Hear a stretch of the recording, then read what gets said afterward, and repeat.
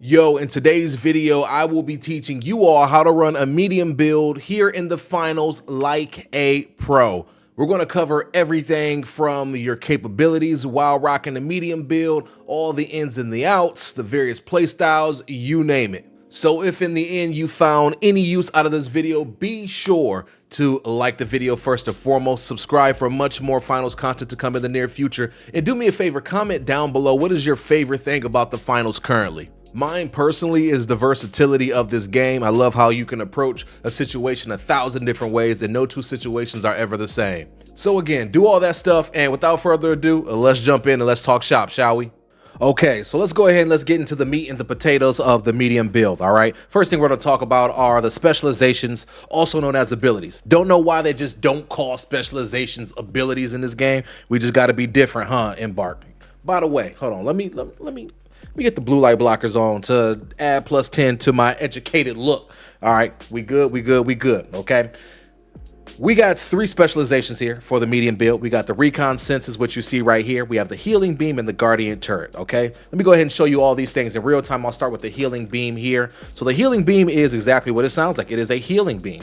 If you have a teammate that is getting clapped up right now, so this guy right here, bot, shoot him. All right, so my teammate is getting clapped up. I can utilize this healing beam to keep my teammate nice and healthy so that my teammate can fire back, and we can put the opposition down right here. This is really good for turning the tide of a battle, especially when you are trying to fight over a payload and or trying to fight for a retake. You slide in, get the healing beam on your teammate, help them win their gunfight, switch to your weapon, and you guys clear out the remaining 2 enemies, or if the third party's coming, you got 5 enemies. I digress there a little bit. Healing beam is awesome. You just can't use it on yourself. If you could, that'd be mad OP. So keep that in mind, all right? Next specialization, we got the guardian turret. Now, I will preface by saying I don't think this thing really works in the training range. I will be openly honest here. But how it operates is you can place it down anywhere. So I'm going to just place it down right here. And once it wakes up, wake up, bozo. There we go. So it woke up. Once it wakes up, it will go ahead and it will scan the area. Once it spots an enemy, it will lock onto the enemy and it will start laying some fire down. Now, it doesn't do a ton of damage. It's a little bit more of like a chip damager, so don't expect it to put down a heavy, a medium, shoot even a light. It may be the deciding factor. Dang, that thing lacing me. It might be the deciding factor if you leave somebody one shot and the turret catches wind of them. It might be able to put them down, or if you just need to add some chip damage or put down some chip damage to get somebody from stealing your cash out, then the guardian turret is really good for that. Really, it's just good for drawing enemy attention so that the enemy can start shooting at that to try to destroy it. You can lock onto the enemy. The turret and you shooting that enemy is going to give you the best chance possible to be able to put that enemy down right there. So a multitude of ways you can utilize it. Just gave you a few examples right there. And then the last thing we have are the recon senses right here, aka wall hacks. All right, well, not serious wall hacks. What will happen is once I activate it, I'm gonna press Q, I can see the direction of where the opposition is. So I know, okay, we got enemy there, we got an enemy right there. This can be used for a multitude of reasons, right? This can be used for you just getting ready to take on a fight over a payload. This could be used for a retake. If you know that the payload has already been deposited, excuse me, I can't talk, at the cash out, then by all means, go ahead and activate the recon senses. You can calm to your teammates. Hey, there's a guy right here. There's a guy right here while you guys are down here getting ready to zip up and get active. Or you can have your teammates C4 out the floor, whatever the case may be. When you activate the recon senses, now you all have intel as to where the opposition can be. You all can set up a plan of attack and handle business there. So again, a multitude of usages for the recon senses. So I don't know if you can tell or not just by going through the specializations that the medium build is a jack of all trades, but yet it is a master of none, right? Like, I'm not getting in and out of combat as fluid as a light build, and I'm not tanking everything and creating nothing but mass chaos like a heavy build, but I reside somewhere in the middle. I can heal the teammates. I can do a little chip damage. I can get active. I can lay down some shots. I can win some 1v2, 1v3 situations as long as I utilize my specializations correct, as well as my gadgets, okay? So a couple ways to play here. We have, well, actually, there will be 2 ways that I'll go ahead and I will be discussing in this video, okay? Let's just call it, for lack of a better term, aggressive play and support play, okay? When it comes to aggressive play, right? So let's say you want to be the entry frag. When it comes to weapon, this is total preference here, okay? I say either rock with the AK or rock with the FCAR, right? Or the SCAR.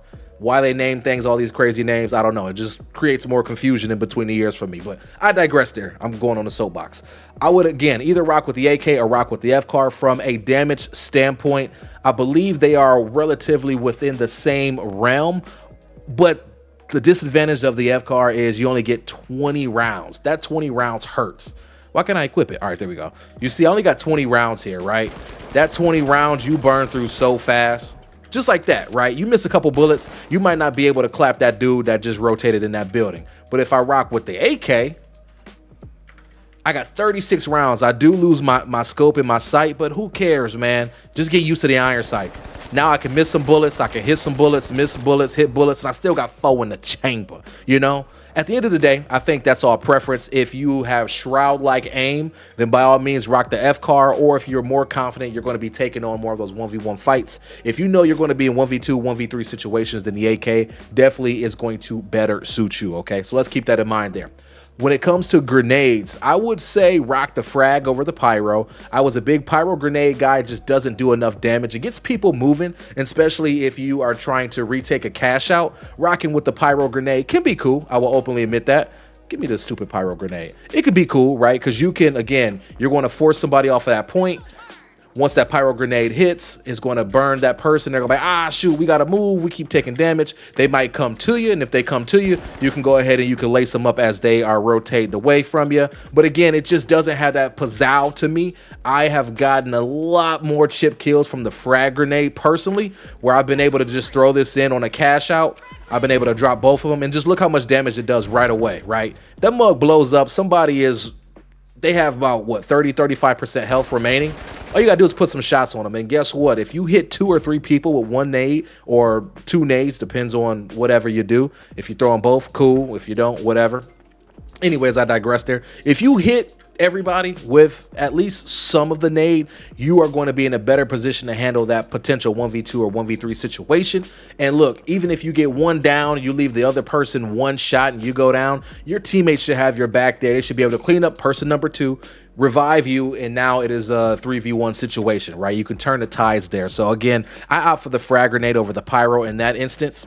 Now, when it comes to the mines, okay, I love rocking a mine. I used to be a gas miner, but I have since transitioned to an explosive miner, okay? Explosive mines are incredible, especially when it comes, or not when it comes, but especially when it's in regard to defending cash outs, you know? You can literally just drop 2 of these babies just like that. And the beautiful thing is if it blows up, it's going to do 150 damage. Guess who has 150 health? Light bills. Yeah, you can go ahead and kablooey light bills with 1 explosive nade. Now, not nade, but explosive mine. Don't 100% quote me on that, because as I'm saying that, I'm like, wait, does that happen? It could be 140. Don't quote me on that. For some reason, it seems like whenever a light build runs over my explosive mine and it blows up, I get the kill for it. So again, I'm just making an assumption there. Either way, it is really, really nice.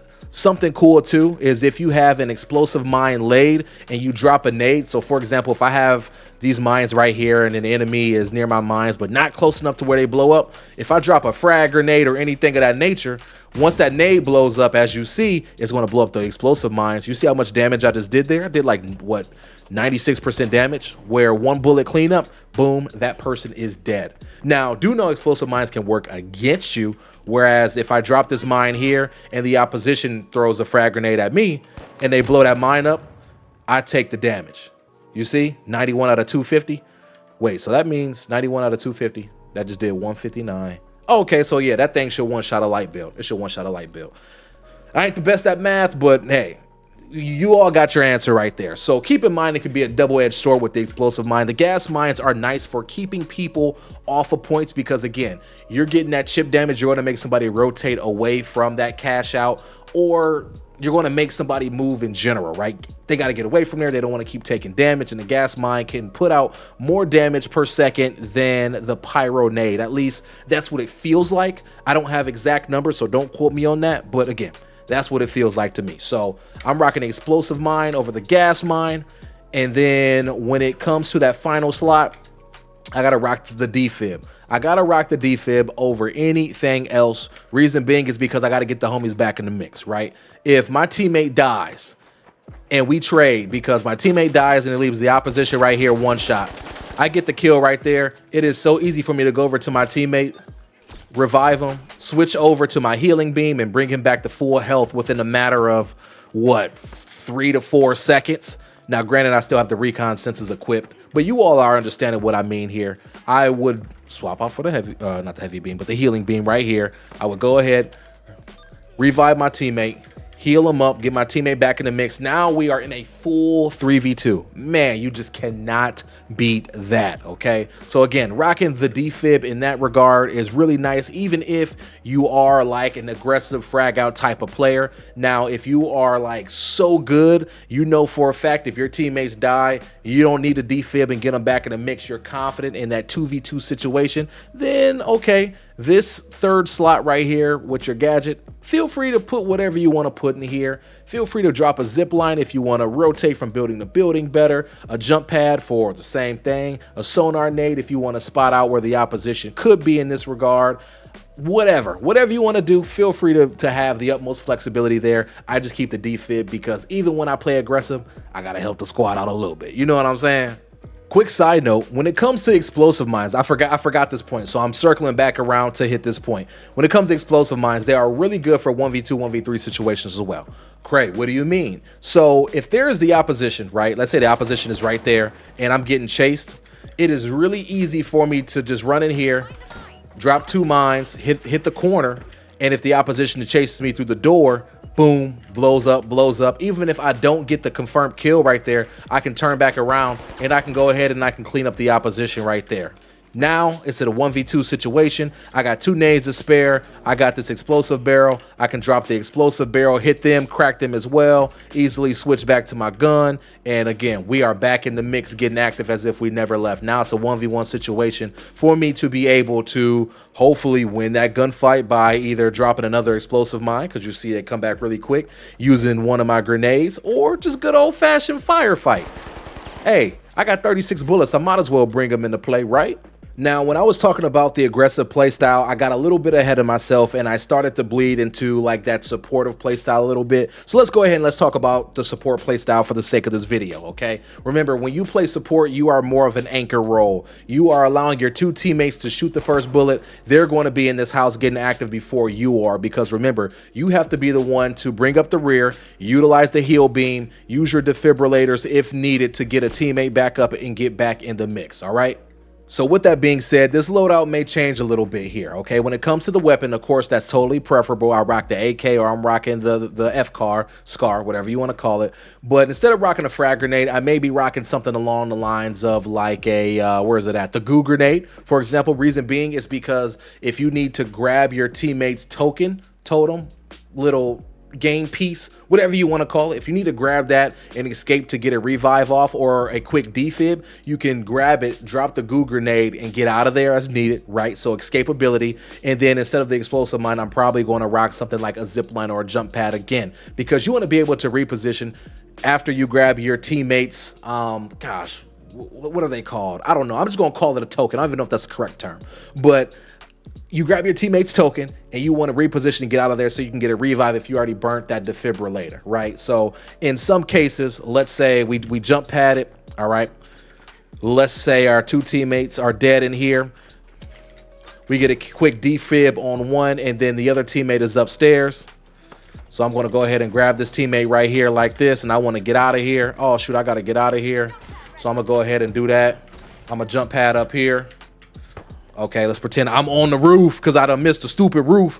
Okay, now from here, I can go ahead and I can drop it like that, and I can get the revive on my teammate by holding down my F key. Now, my teammate ain't going to fly off like that, but I think you all are understanding what I'm putting down here. If the opposition pulls up on me like this, oh no, what am I going to do?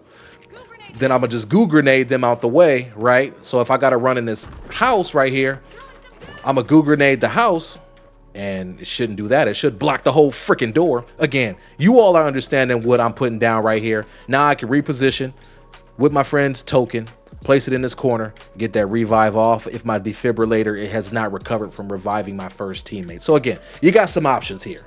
With that being said, though, do not sleep on the power of something like a mine, like a gas mine or explosive mine, right? If we keep the jump pad in for escapability and we want to swap out that goo grenade and we want to bring an explosive mine in just in case we do get chased down, we could drop that mine behind us, grab that token, and that opposition is chasing us, boom, they run into that mine, we can turn around and we can get a quick kill on them as we continue to retreat and get our teammate up. That is something that we can also do as well as a support role.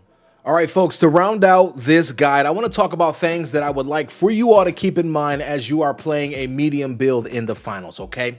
The first thing I want you all to keep in mind is this. You are a master of none, all right? Never, never, never try to out heavy a heavy or out light a light, okay? You have to know your role and stick to it. Are you playing an aggressive medium build trying to entry frag and lay down the smacketh? Then by all means do that, right? Or are you playing a support medium build role? Gosh, that was a mouthful. And being the anchor, making sure that your team is in the firefight at all times. Everybody is healthy, ready to rock and handle business. Remember, as a medium build, we have to identify our role and we have to stick to it and keep it as simple as possible, or else we're going to spread ourselves too thin and end up being a detriment to the team.